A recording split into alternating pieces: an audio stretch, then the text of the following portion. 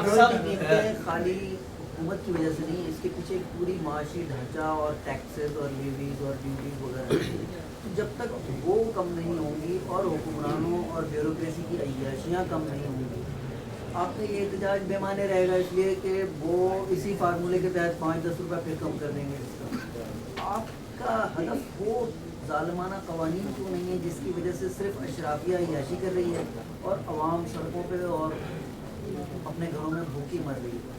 आपका टारगेट वो होना चाहिए ना, जिससे ये महंगाई की जड़ ही ख़त्म हो जाए। उस तरफ आपकी नज़र क्यों नहीं है?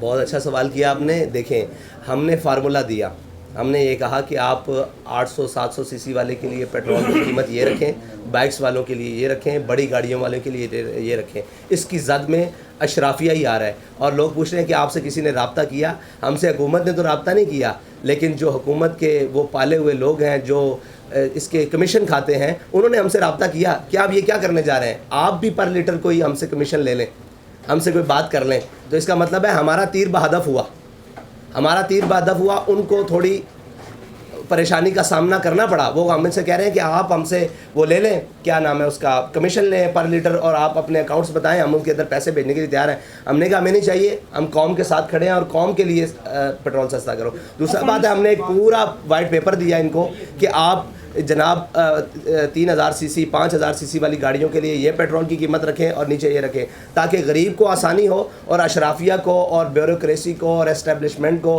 और जो इसमें मुल्क में मुफ्त चीज़ें इस्तेमाल कर रहे हैं उनके लिए ये कीमतें रखें और उनको ये टैक्सेस लगाएं, ताकि उनको पता लगे कि इसकी कौम को कीमत क्या देनी पड़ती है।